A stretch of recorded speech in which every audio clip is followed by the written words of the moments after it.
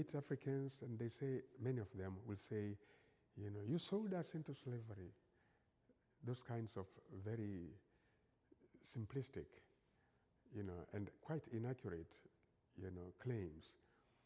So if they understood exactly the dynamics of the slave trade in Africa, who actually did the slave trading in Africa, and how many Africans were victims within Africa itself of the wars, the conflicts,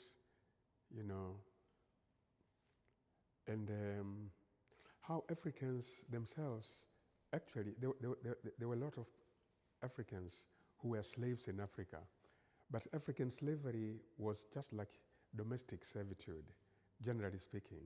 It was not the kind of horrible experience that, occurred here in the Americas.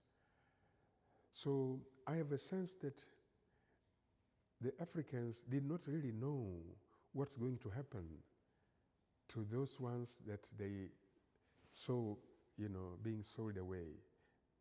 I don't think they could even imagine that those Africans who were taken away would be treated the way they were treated in the Americas.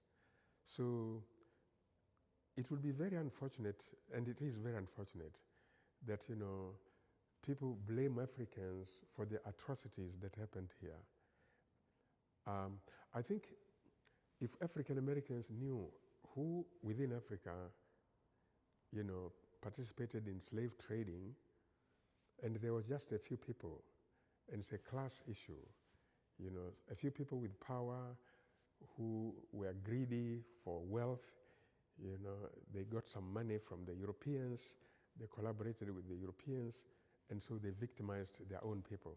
But the majority of Africans did not participate. The absolute majority did not. So I wish African Americans knew this.